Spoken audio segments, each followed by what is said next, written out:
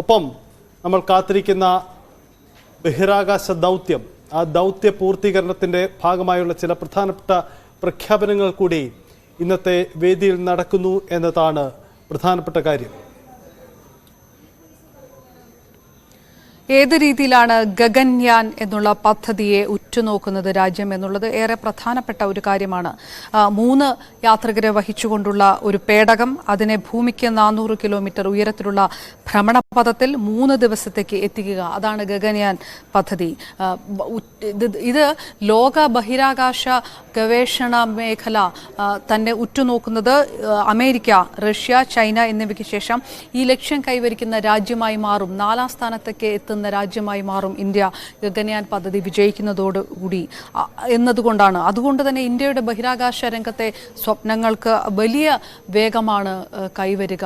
ഈ പദ്ധതി നടപ്പിലാകുന്നതോടുകൂടി വിക്ഷേപണ വാഹനമായി പ്രഖ്യാപിച്ചിരിക്കുന്നത് ഹ്യൂമൻ റേറ്റഡ് LMV-3 എന്ന റോക്കറ്റ് കൂടിയാണ്. ഇത് വെറും ബഹിരാകാശ ഗവേഷണ എന്നതിനപ്പുറത്തേക്ക് ഈ ഗഗൻയാൻ ദൗത്യത്തിനിടയിൽ വളരെ പ്രധാനപ്പെട്ടുള്ള ജീവശാസ്ത്രപരമായിട്ടുള്ള പരീക്ഷണങ്ങൾ, അങ്ങനെ 4ഓളം പരീക്ഷണങ്ങൾ നടത്താനുള്ള ഒരു പദ്ധതി ISRO-ക്കുണ്ട് എന്നുള്ള വിവരങ്ങൾ പുറത്തു വന്നിട്ടുണ്ട്. ഒപ്പം ഈ ബയോളജിക്കലായിട്ടുള്ള പരീക്ഷണങ്ങൾക്കൊപ്പം തന്നെ 2 ഫിസിക്കൽ പരീക്ഷണങ്ങളും ISRO നടത്തുന്നതായിട്ടുണ്ട്.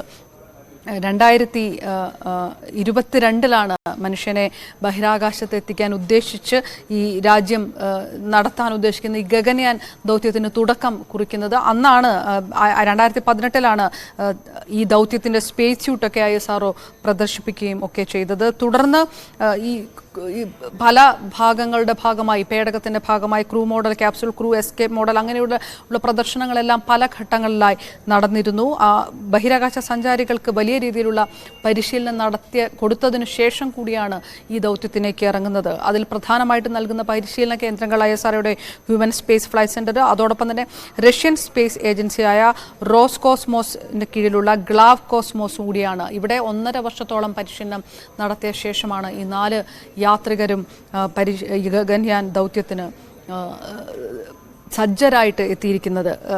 പ്രധാനമായും നടക്കുന്ന പരിശീലനങ്ങൾ എഞ്ചിനീയറിംഗ് പരിശീലനങ്ങളുണ്ട്, മെഡിക്കൽ പരിശീലനങ്ങളുണ്ട്, സുരക്ഷാ പരിശീലനങ്ങളുണ്ട്.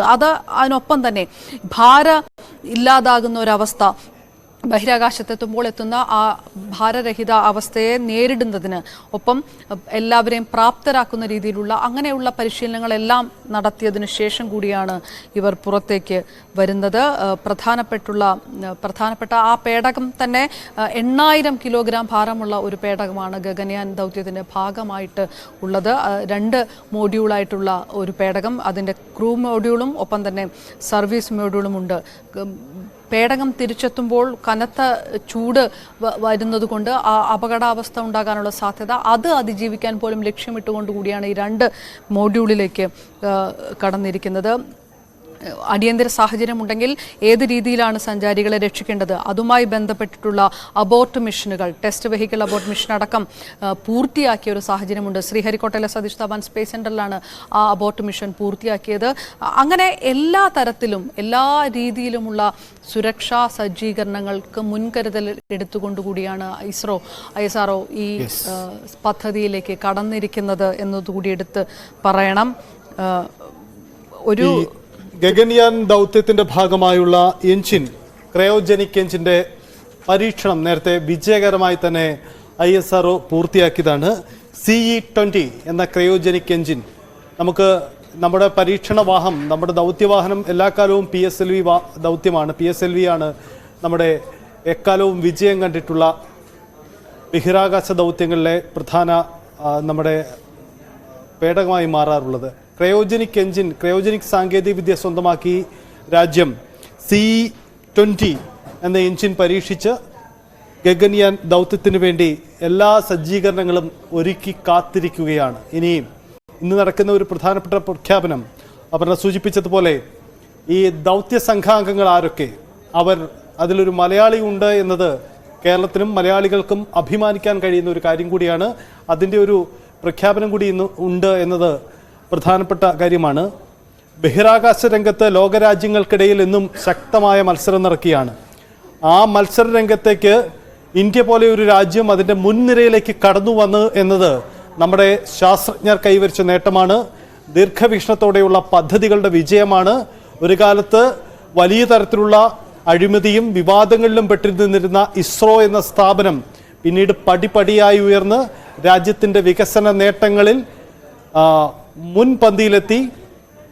ആധുനിക സാങ്കേതിക വിദ്യയുടെയും മനുഷ്യരാശിയുടെയും നിരവധി ആവശ്യങ്ങൾക്ക് വേണ്ടി ഉപഗ്രഹ സാങ്കേതിക വിദ്യയെ പ്രയോജനപ്പെടുത്തുന്ന രാജ്യമായി ഇന്ത്യ മാറിയത് ഇതിൻ്റെ പോയ കാലത്തെ നമ്മുടെ ദൗത്യ വഴികൾ, സാഹചര്യങ്ങൾ ഇതൊക്കെ വിശദീകരിക്കുന്നതാണ്. അല്ലെങ്കിൽ അതിൻ്റെയൊക്കെ പ്രാധാന്യം വിളിച്ചോതുന്നത് കൂടിയാണ് പ്രധാനമന്ത്രിയുടെ ഇന്നത്തെ ഈ ദൗത്യത്തിൻ്റെ ഭാഗമായി നടക്കുന്ന പരിപാടികൾ. VSSCയുടെയും ISROയുടെയും പ്രധാനപ്പെട്ട നേട്ടങ്ങൾ അതൊക്കെ വിശദീകരിക്കുന്ന കാഴ്ചകളും വിശദീകരണങ്ങളുമൊക്കെ ഇന്ന് VSSCയിൽ പ്രധാനമന്ത്രിയുടെ സന്ദർശനത്തിൻ്റെ ഭാഗമായി ഒരുക്കിയിരുന്നു. എന്തായാലും ഈ ഗഗൻയാൻ ദൗത്യത്തിൽ നമ്മൾ ഏറ്റെടുക്കാൻ പോകുന്ന പ്രത്യേകതകൾ, ഒപ്പം നമ്മൾ അതിനുവേണ്ടി നമുക്ക് മുന്നിലുള്ള വെല്ലുവിളികൾ, കാര്യങ്ങളൊക്കെ പ്രധാനമന്ത്രിക്ക് മുന്നിൽ ശാസ്ത്രജ്ഞർ വിശദീകരിച്ചു. മുഖ്യമന്ത്രിയുണ്ട്, ഒപ്പം കേന്ദ്രമന്ത്രി V മുരളീധരനും ഗവർണർ ആരിഫ് മുഹമ്മദ് ഖാനും ഈ പരിപാടികളിൽ സംബന്ധിക്കുകയാണ്. സമയം 11:54 എത്തുന്നു. പ്രധാനമന്ത്രി നേരത്തെ നിശ്ചയിച്ചത് പ്രകാരം സെൻട്രൽ സ്റ്റേഡിയത്തിലെ അദ്ദേഹത്തിൻ്റെ പരിപാടിയിൽ പങ്കെടുക്കാനുള്ള സമയം ആയി വരികയാണ്. വേഗത്തിൽ തന്നെ അവിടുത്തെ പരിപാടികൾ പൂർത്തീകരിക്കും എന്നാണ് മനസ്സിലാവുന്നത്. മാധ്യമങ്ങൾക്ക് ഈ VSSCയിലെ പരിപാടിയിൽ പ്രവേശനങ്ങൾക്ക് നിയന്ത്രണമുണ്ട്. അതുകൊണ്ട് തന്നെ അദ്ദേഹത്തിന് അവിടുന്ന് തിരിച്ചിറങ്ങുന്നത് വേഗത്തിൽ തന്നെ അവിടുത്തെ പരിപാടികൾ പൂർത്തീകരിക്കുന്നു എന്ന് നമുക്കിപ്പോൾ മനസ്സിലാക്കാൻ കഴിയുന്നു. എന്തായാലും അതിനുശേഷം അദ്ദേഹം ഈ പരിപാടിയിൽ, സെൻട്രൽ സ്റ്റേഡിയത്തിലെ പരിപാടിയിൽ പങ്കെടുക്കുന്നതിന് വേണ്ടി അവിടേക്ക് പ്രധാനമന്ത്രി ഉടൻ തന്നെ യാത്ര തിരിക്കും.